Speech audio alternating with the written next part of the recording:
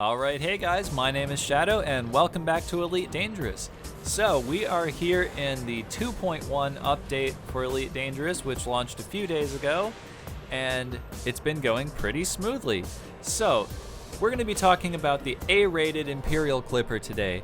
But first, I want to mention, if you guys remember in my previous video, we took a look at some of the new ship graphics that were going to be here in 2.1, and specifically on the Imperial Clipper, there was some very ugly texture details that made it look like the ship kind of had like dirt all over it or something. Let's take a look at the ship here in the actual release. And as you can see, that was just some kind of graphical bug that we were having in the beta, and that weird grainy texture didn't make it into the final release. And this ship looks fantastic. It just looks amazing. This black is so much deeper and glossier and more reflective than the previous 2.0 version of the Clipper. It just looks amazing, and even that neon blue accent just really makes it pop. It looks amazing. I love it so much. So, we are going to be talking about the A-Rated Imperial Clipper today. And to do that, we're going to go take a look at our core internal components first. So let's start with the military grade composite. Now, it was pointed out to me by a viewer in a comment who mentioned we don't actually need military grade composites on bounty hunting builds. And yeah, that's pretty much correct. I mean, you could just retreat whenever your shields go down. However, my preference is to have the military grade composite because I don't always like to retreat as soon as my shields go down. Having this upgraded hull allows me to have a little bit of leeway and flexibility to stick around for a couple of minutes until my shields recharge. So that's one reason I like to put the military grade composite on ships that I'm flying. The other reason is, well, we're talking about the A-rated build, and when I say A-rated, I mean we're putting as much high-end stuff on this ship as possible. So we're going to make it, as tough as possible, basically. So the military-grade composite is the highest-end hull that we can get for this ship, and that's why I like to include this in my A-rated build videos. Anyways, moving on. We also have the 6A power plant, which gives us 25.2 megawatts of power. Now, this is also the same power plant that fits on the Fer de Lance, and we have it here on the Imperial Clipper, which is actually a good 30 million credits cheaper than that. Now, moving on, we have the 6A thrusters, we have the 5A frameshift drive, we have the 5A life support system, not D, because again, this is the A-rated build. We have the 6A power distributor. We do have 5D sensors, and we only have those because when I was assembling this build, A was not available. It's that simple. Otherwise, you would be seeing 5A sensors here because it's the A-rated build, but it's as simple as I couldn't get them. They weren't there. There was no stock. So I had to go with something else. But in every other A-rated build video that I do, you're going to see all A-rated components. So other than that, we just have our 16-ton capacity fuel tank. And then we're going to take a look at our optional internal components. So, for shields, we are using our 7A shield generator. We are using our 6A shield cell bank. Now, you might be thinking, we have a Class 7 shield generator, but a Class 6 shield cell bank. Is that going to work? Yes, it is. I have tested this out. And the 6A shield cell bank actually recharges all 3 rings of our 7A shield generator. Now, in addition to that, we also have 2 backup shield cell banks, which are 4A.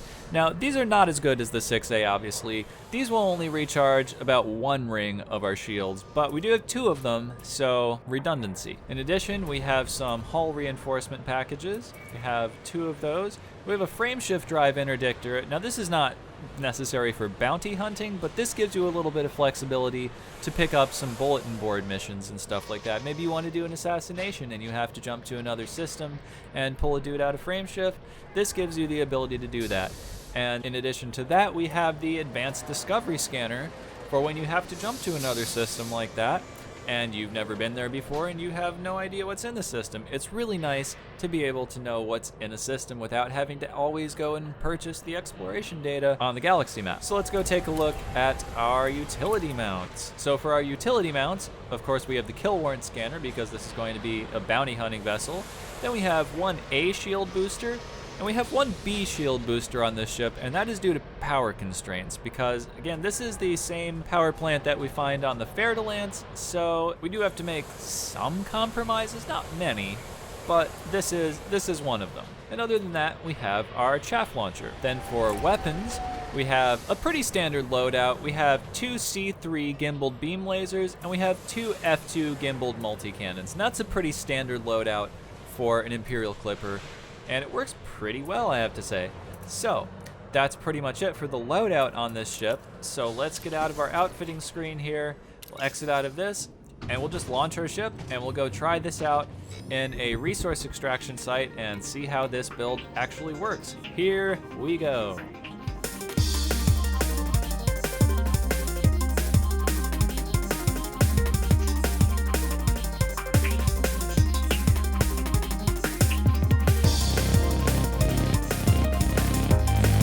So welcome back to the high resource extraction site. I feel like it's been quite a long time since we've been here. Now you may be wondering, Shadow, why didn't we just go to the hazardous resource extraction site like we usually do when we're testing out your bounty hunting builds? Well, I'm glad you asked that question. The answer is simple, really. It's because the 2.1 patch has just come out, and with that have come a crap ton of buffs to the enemy AI in this game. So hazardous resource extraction sites are in fact actually now hazardous and pose significant challenges to vessels that are, well, not incredibly huge and armed to the teeth. So we're just going to be testing this out in a high resource extraction site. So let's deploy our weapons and let's look at our contacts and see what kind of ships we've got here. And we'll just see how this build actually works. Okay, we've got a Python right ahead. So we are going to approach and give him a scan. And then we will test out this ship against this here Python.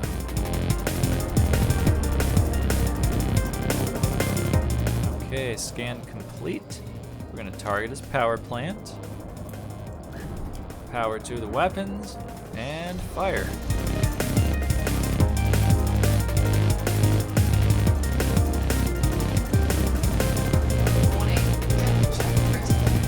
Okay, pretty good shield draining ability there.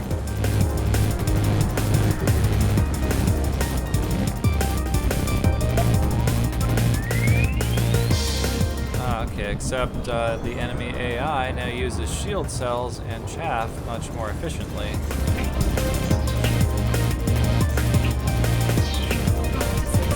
Yeah, did I mention that the AI got buffed? Yeah, the AI got buffed.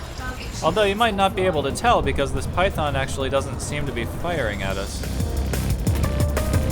Which I don't mind. I mean, if he wants to, you know, come along voluntarily, it makes it that much easier. But I was hoping he would shoot at us a little, and that way you could see what kind of punishment the shields could take and how well the shield cells actually work. But you can just see how well the lasers work here. There's a very easy 168,000 credits. Now I'm sure not every ship is going to be that docile. Okay, we've got a Fer-de-Lance right ahead. He's in a 3-3 wing with what looks like 2 eagles.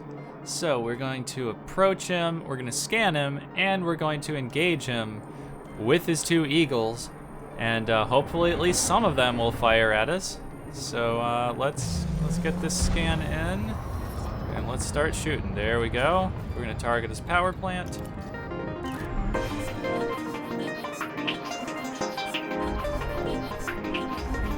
And we are just going to start firing. Yep, and immediately one of the eagles is firing on us. Okay. So now you can see just what kind of damage these shields can soak up here. Okay, shield cell, chaff.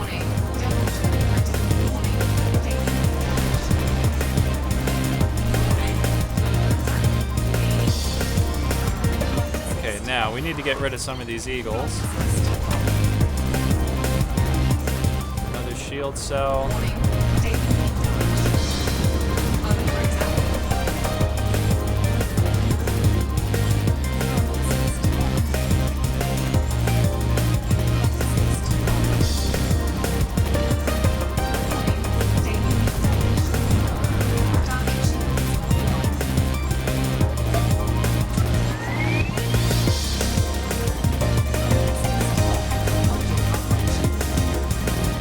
Okay, we just broke our chaff launcher with all the heat.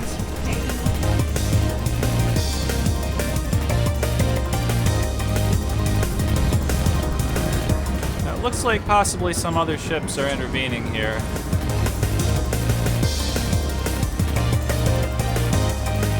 Oh, and it was not 2 eagles, it was an eagle and an Imperial courier.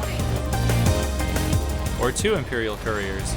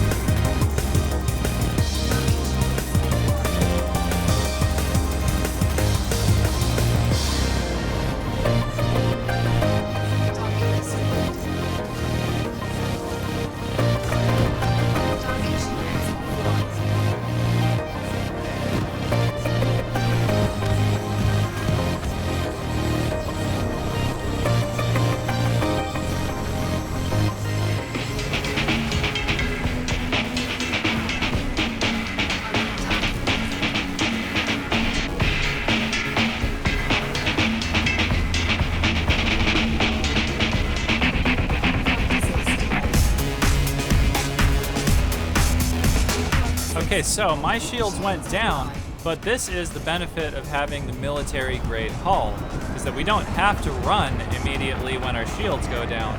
We can wait just a couple of minutes for our shields to come back up.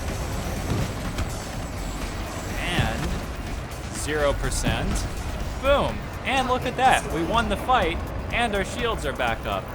Now that is the kind of damage this Imperial Clipper configuration can take and receive. That was a pretty extreme situation. I kind of misjudged the fight a little bit there. I thought it was 2 eagles, but it turned out to be 2 Imperial couriers. But everything worked out because this ship is really versatile. So I think that's a pretty good example of what the A-Rated Imperial Clipper can handle. So that's going to be it for this video, guys. I hope you enjoyed seeing this. So if you did, please drop a like rating on this video, hit that thumbs up button, subscribe to my channel if you want to see more cool stuff like this. And that's it for me, guys. So I will see you in the next one.